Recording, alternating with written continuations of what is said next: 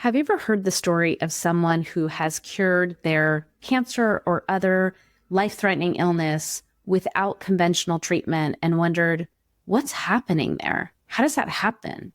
Well, on today's episode, I'm joined by Carla Manz-Giroux from the Radical Remission Project. And the Radical Remission Project is the brainchild of Dr. Kelly Turner, who is the author of Radical Remission and Radical Hope. What we're going to do is we're going to dive into the 10 healing factors that are done by people who cure their illness. And stay around until the very end because I will share my perspective on how the 10 healing factors fit into the other things that I have been teaching you about healing. And this fits right in with what everything else that I'm learning and also teaching to you here. You're listening to the Born to Heal podcast, and I'm your host, Dr. Katie Deming. After 2 decades of practicing as an oncologist and caring for thousands of patients, I've seen firsthand how our healthcare system places obstacles in your path to true healing. My guests and I will bridge the worlds of Western medicine and alternative healing to help you achieve optimal health. Expect to uncover new insights, share a few laughs, and maybe even shed some tears along the way. But most of all, we'll learn how to heal from within together. So let's dive into today's episode. Today, I am thrilled to be joined by Carla Manz-Giroux from the Radical Remission Project. Welcome, Carla. Thank you for being here. Thank you, Dr. Katie. It's a pleasure to be here with you. So I wanted to start just by explaining to people, if you could tell us a little bit about the Radical Remission Project and what it's about and what it does. So the Radical Remission Project is really based off of the book that Dr. Kelly Turner wrote after doing research. So Dr. Turner did research on what the medical community typically calls a spontaneous remission. And she did this research while she was at the University of California, Berkeley. And she got a grant and spent a year traveling the world, 10 different countries, 10 months. And she was talking to people who'd had this spontaneous remission and the healers and practitioners that helped them. And what she found was that every single one of these 1,500 plus survivors that she's come to have researched all utilized 10 lifestyle changes, what she calls the healing factors. And they found themselves in remission. And she lovingly refers to it as a radical remission because there wasn't anything spontaneous about these remissions. People worked hard. They did these major lifestyle changes to get where they wanted to be. I love that you point that out because there is really nothing spontaneous about these events. It's right. People are working and doing things. And I think this is the whole point, is that it's not just, it just happens. There are things that you can do to get a radical remission yourself. Absolutely. There might be an occasional spontaneous remission, like truly an act of God or something that, we hear about. But for the most part, people are doing everything they can to overcome their diagnosis. And the 10 healing factors of radical remission, just to mention, there was a second follow-up book, Radical Hope. In the first book Dr. Turner wrote that was published in 2014, this is our 10th anniversary of that New York Times bestselling book coming out. There were 9 factors originally, but Dr. Turner went back and looked at the research because independent research shows that exercise is so important to not only preventing, but getting through treatment and overcoming a diagnosis that she wondered why it didn't come up. Most of the radical remission survivors she spoke to initially or interviewed or looked at surveys from were sent home on hospice care. They couldn't exercise in the true sense of the word. It wasn't a thing that they could really get right back to doing, but they all started moving their bodies as much as they could when they could. So exercise was added with the follow-up book, Radical Hope, that she wrote in 2020. Great. Well, do you mind, would you go over the 10 factors, 10 healing factors? I love factors? going over the 10 factors. So there's 3 physical factors. Exercise, I mentioned, changing your diet, and taking herbs and supplements. So those are the only physical. The other 7 are emotional, mental, and spiritual. But I'll stop and say when it comes to herbs and supplements, we strongly recommend that you find a practitioner that can help you with that one. That is the one factor that we really believe can't be done on your own. You should have some expertise on that one. The other 7 factors, mental, emotional, spiritual, empowerment. So taking control of your health, being the CEO of your health, following your intuition, really listening to that inner voice, to what you should do, right? And then there's releasing negative emotions. So it's not only releasing suppressed emotions, but negative emotions, stress, fear, doing forgiveness work, etc. And another one is increasing your positive emotions. We know when you increase your positive emotions, you're releasing the good hormones, the healthy hormones that build your immune system. And so that's a really important one. The others are social support. It's really important to have social support. And really people need to learn on this one that it's okay and even necessary to ask for and receive love and support. And then there's deepening your spirituality and having strong reasons for living. So all of those factors came up in every single one of the interviews with these 1,500 plus people. All total, there were 75 different healing factors that came out of the research, but these 10 came up every time. And their lifestyle changes. And independent research supports how these particular lifestyle changes build the immune system up and support the immune system so that the body can get back to actually doing the work it's meant to do, healing itself. Absolutely.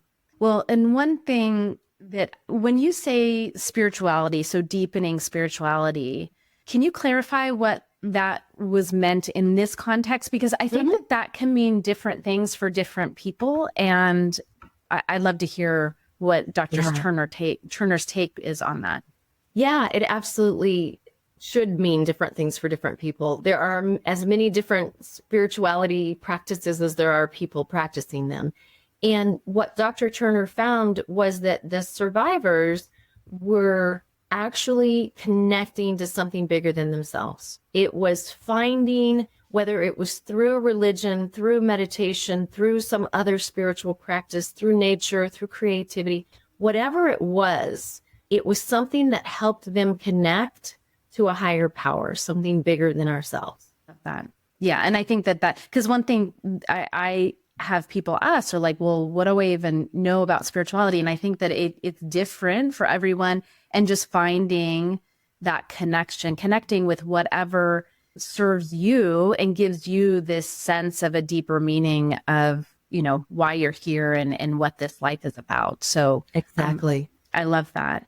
And I wanted to ask about the diet, because I think this is one thing that I found really fascinating and I think that it's borne out in other data. So there are lots of studies that are I would say in quotes, conflicting about cancer that, you should absolutely not eat animal meat and go vegan. And then there's people who are like keto, which is basically all animal products. And so can you explain what was found in the data so that we can highlight that this is not one specific diet? It's really just about changing your diet. Right. So what Dr. Turner's research found was that there was not one specific diet. Unfortunately, we can't say, here's the magic diet that everybody should be on to overcome their diagnosis or prevent one. There were survivors using the keto diet, or survivors using a vegan diet, or a plant-based diet, or a macrobiotic diet. They were on all sorts of different types of diets.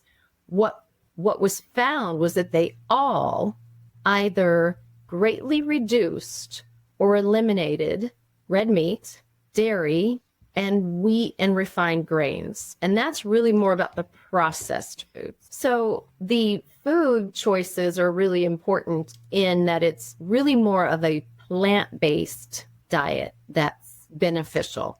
And in some cases, we do know from the research that a keto diet might be appropriate for a certain type of cancer, but it's so bio-individual. Every person needs to figure out what's right for them. And sometimes it's about symptom reduction, or just, I feel better, I feel more energetic, I feel really good on this diet, or I don't, so I'm going to change. But the research, and you're right, there is that conflicting information. And that makes it really hard for the cancer patients to figure out, what do I do? And people really want to focus on that. And I remind everyone when I speak to people that diet is one of 10 of the healing factors. So don't put all your eggs in that basket, so to speak, and figure out, what works best for you, whether you want to do a nutrition genome test or you want to do some other kind of food sensitivity test or something that helps give you some idea of what's right for you. But definitely cutting out the processed foods, the red meat, the sweets, and the dairy. Some dairy is fine. Just if you're going to do some dairy and some meat, make sure it's high quality. Yeah, well, and I think that one of the things that is really important is that when people are changing their diet for healing, so, and this applies to cancer or other conditions, because in her studies, it was not just people with cancer. Isn't that correct? Correct. Right. Yeah. But when people start making changes for health purposes, they start to eliminate the things that are just not good for us. So the processed food is like the biggest one, like right out of the bat, removing the processed foods and then lowering carbohydrates. So people generally start to eat more plant-based foods, getting more vegetables and fruits into their bodies, which is basically more nutrient-rich food into our system, and reducing the carbohydrates and sugars. And so, you can see things that are being done by people when they're making these changes, that even though what they're following may be very different, there are general principles that are being applied here that make a difference. And I think, one of the guests that I had on the podcast is Dr. Seyfried, who wrote Cancer as a Metabolic Condition. And really, he explained in that interview that someone could be doing like a vegetarian or a plant-based diet and actually lowering their glycemic index, the GKI index, basically to get their bodies into a metabolic state that is more efficient rather than having all the carbohydrates. But you have to be careful, right? And it's not that you just have to do keto to induce these changes. You could do it with a vegetarian diet, but it's really keeping track of making sure you're eliminating the processed foods, eliminating the sugars, reducing the carbohydrates, the high glycemic index ones. So anyway, I think one of the things that stood out when I read the book for the first time, that her first book, was really this like not one diet, and I just see a lot of it where people are like, you have to go vegan if you have cancer. And I just don't think that that's correct. And actually, I see a lot of people who go vegan and end up eating a lot of processed foods and a lot of carbohydrates and things that are actually not helpful for them. Yeah. And I do like to tell people that just, going vegan doesn't mean that's the right way to go, because double stuffed Oreos are vegan and that's not a good thing to be eating. Exactly. It's really about eating whole foods and healthy foods. So I love that. And can you tell me a little bit about, Kelly did this research, and then now there's the Radical Hope Project, or Radical Remission Project. Can you tell me what is happening within that, and how are you, how is this information being used to help people? Yeah. Out of that New York Times bestselling book back in 2014, workshops started. People were asking Kelly to do keynote speaking engagements, and then they wanted more and they wanted to learn this. And so she developed a workshop. And then it became too much for her to do alone. So she started training coaches and other practitioners that might want to add this to their toolbox, so to speak. We also have a podcast, Stories That Heal podcast, to deliver these inspiring survivor stories to people with an occasional practitioner who's helped them. And the project is really all about continuing to share this information. We've got 125 coaches around the world that are certified to teach the workshop and coach people one-on-one on how to help folks through their diagnosis, whether it's cancer or some other diagnosis.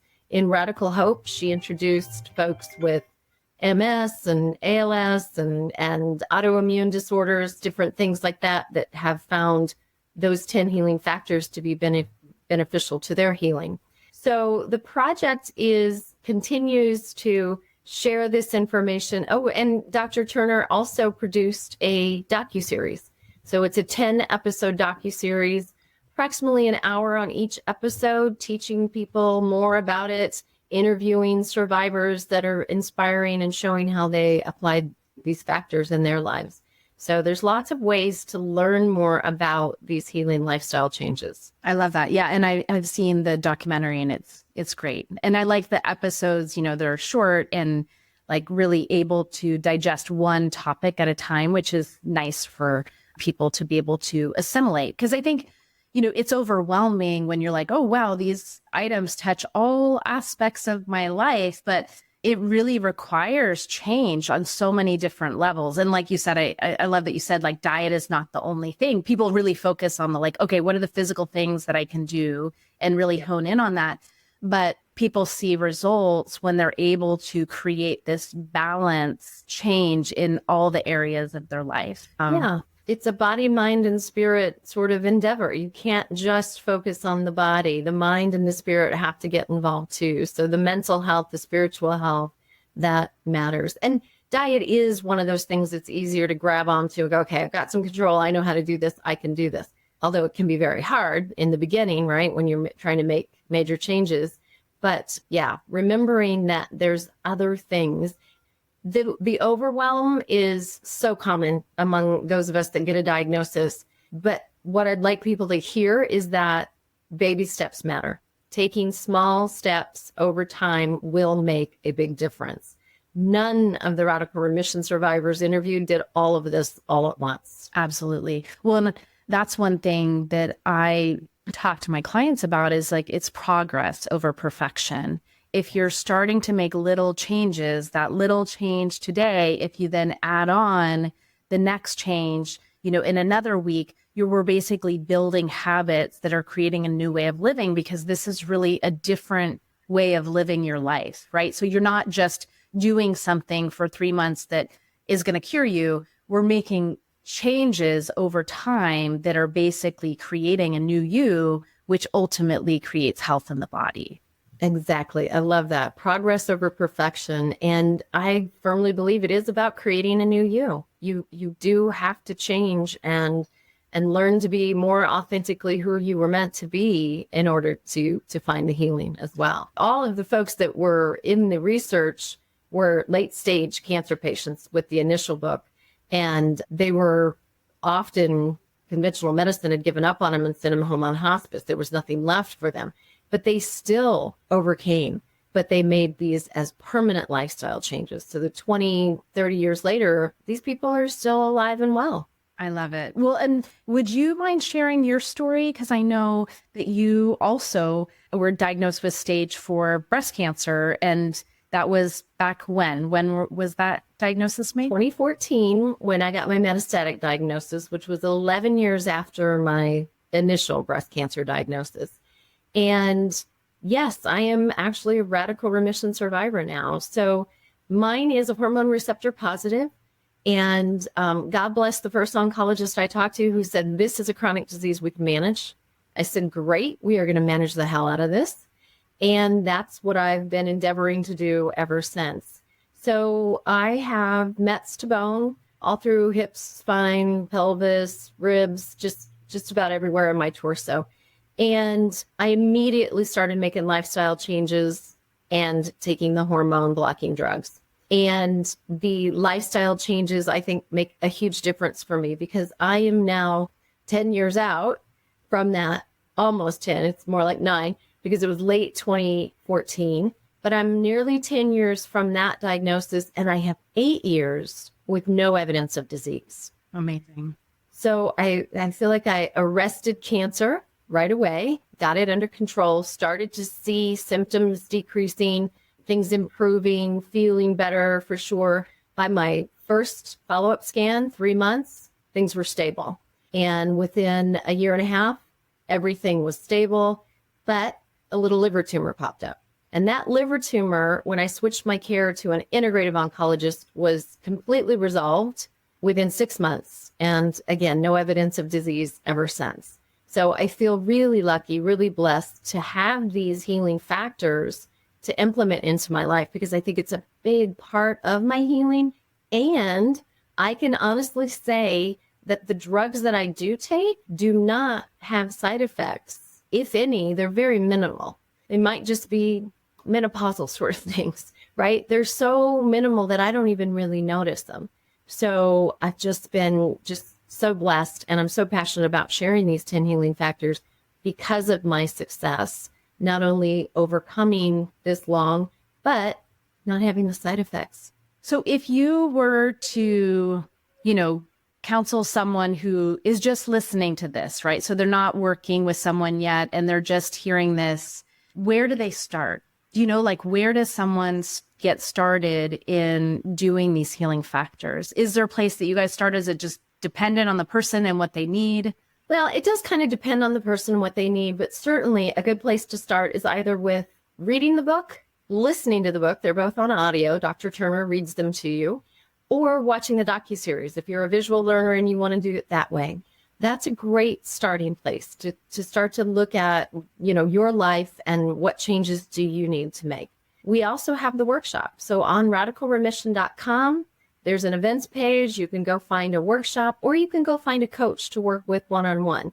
So some people like to take the workshop first, learn more about the factors, set up their game plan, basically, setting up some goals and action steps to take. And it's a small group setting typically, so they get to know other people and it's just nice to have the community and the connection. And others like to really dig in with a coach. And that's kind of what I did. I initially went all in with a coach. I gotta manage the hell out of this diagnosis, so help me. And so it does depend on the person and what feels right for them. Hey, it's Dr. Katie.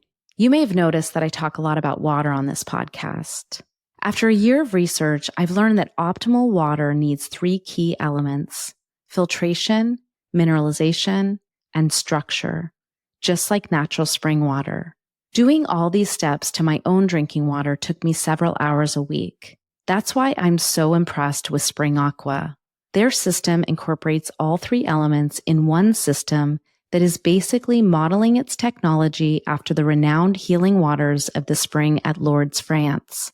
I personally use their Wet 7 model, which offers alkalinized hydrogen water and saves me hours each week. Spring Aqua has dramatically improved hydration for both me and my family, and I believe it could do the same for you. I recently had the owner, Kenny Lou, on the show, and his integrity really shines through in this product.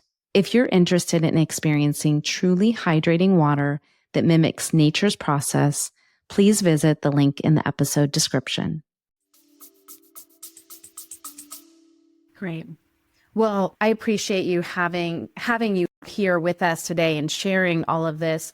So if you've already mentioned the books and then the website and basically the docuseries, and I really recommend if people, especially the docuseries is a really easy way to consume the information in pieces as you need it. So from my perspective, I think that's a great recommendation as a first step for people to look at it and also read the book. So I want to thank you for being here with us today. Well, thank you for having me here. I really appreciate it. We love sharing the Radical Remission factors and the project's, mission and goals. So thanks. Awesome. Okay. So after hearing all of that from Carla Mans-Giroux, I want to do a couple things. Number one, I want to summarize what she said so you can walk away remembering those 10 factors or writing them down so that you have them. But then I also want to take what she taught us today and fold it into the other things that you have been learning from me on this podcast and the other guests that we've heard from. So to start, the 10 factors that are considered the 10 healing factors from Kelly Turner's work of radical remissions are: number 1 is exercise, and this is the newest one that they added. The second is radically changing your diet. Third is taking control of your health. Fourth is following your intuition. Fifth is using herbs and supplements. Sixth is releasing repressed emotions. 7 is increasing positive emotions. 8 is embracing social support. 9 is deepening your spiritual connection. And 10 is having strong reasons for living. And these factors tie into the other pieces that I've already been talking to you about. And actually, I was hoping that I would get the chance to speak with Dr. Turner herself to ask if she knows about Gerald Pollack's work and structured water and has ever thought about how these things are tied to that. But since I wasn't able to talk to Dr. Turner herself, it was great actually having Carla here to share and explain, what the Radical Remission Project is all about and what are these 10 factors and how people can really empower themselves to create healing internally. But what I want to do is I want to take the things that we've heard from our prior episodes with Dr. Seyfried and also Dr. Pollack and tie them into this so we can see how these factors fit into these principles that we're learning about healing the body, right? So these 10 factors are not just random. When Kelly was doing her research, she was just, compiling these stories and then looking for factors that were common between these people. And so it's not causation saying that if you do this one piece, then, you're going to cure your cancer. Or even if you do all 10 of these pieces, that it is, causation that these things cause a cure, but they're correlated. And so if we look at the radically changing your diet, this one fits both with what we've heard from Dr. Seyfried and from Dr. Pollack in that these people are eliminating processed foods, they're eliminating sugar, they're eating more plants and vegetables. And basically all of those things reduce the glycemic index, right? So we're not eating as many carbs and causing as much inflammation and overburdening the mitochondria, right? That do the metabolism. So basically we're helping give better fuel to the body. And then if the mitochondria are working better and we're getting better fuel and not doing, just using carbohydrates and causing inflammation, basically that helps us structure the water in our cells better. And so this change in the diet, even though they didn't all do the same diet, it plays into this idea that cancer is a metabolic condition. And if you can basically eliminate the processed foods, eliminate the sugar, and really reduce your glycemic index, then basically you can decrease inflammation. That can help with the healing in the body and improving the amount of easy water or structured water that you have in your cells. So that's the one with the diet. And then with exercise, so this is something that Dr. Seyfried talked about with cancer is a metabolic condition, that if we're moving our bodies are designed to move and it helps with our mitochondrial health. And so the exercise piece is also playing into this, like the mitochondrial health and also the structure of the water in the cells. And then herbs and supplements. We heard from Dr. Pollack about different herbs and how different herbs can help increase the easy water that you hold in your body. And the more easy water that we hold, the healthier our bodies are, right? And because we're 99.9% water by molecules, right? So 99.9% of the molecules in our body are water. It has a huge influence over the overall health of our being. I want to think of ourselves as like bodies of water, basically. And so basically those herbs and supplements can help support our body of water. And then she talked about releasing suppressed emotions. So trapped emotions, suppressed emotions, trauma that's held in our body affects the water because water has memory and water is affected by the vibration of the emotions. So releasing that past trauma helps improve and clear the water to help it, basically not be affected by this negative frequency of those negative emotions.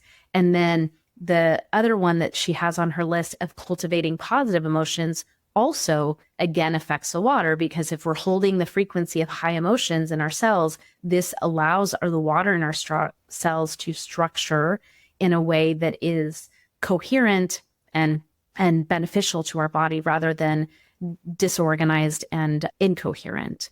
And then the embracing social support. So this is one thing that Gerald Pollack talked about, is that infrared is how we increase easy water in our cells. And by having social support and connection with other human beings, it basically is increasing that infrared exposure and that social connection that ultimately, again, supports the water in our cells. So I just wanted to bring that in, that these, and I could go through all of these factors and actually show how they tie into the science of the water that I'm learning about. And so I wanted to make sure that I made that connection for you so that you could see how this fits together. These are not 9 random things. These are 9 things that are going to help you become more coherent and basically improve the way that you're carrying the water in your cells, which ultimately impacts your overall health. So I really enjoyed this episode and hearing from Carla, and I hope that it was beneficial for you. I cannot wait to see you on the next episode. All right, take care. Thank you for joining me on Born to Heal. It's been a privilege to share this time with you, and I hope that today's episode has offered you valuable insights on your journey toward optimal health. Please consider subscribing, sharing this podcast with your friends, and leaving us a review. To learn more about how you can work with me, please visit katiedeming.com. You can find additional resources in the episode show notes linked below, and remember to join us next week as we continue to explore more holistic approaches to healing. Until then, this is Dr. Katie Deming reminding you that just like me, you were born to heal.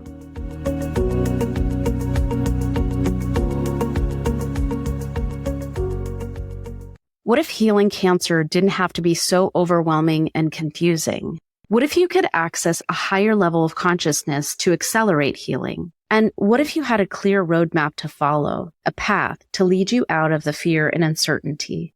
Hi, I'm Dr. Katie Deming. As an oncologist who's cared for thousands of patients, let me guide you safely through the fog.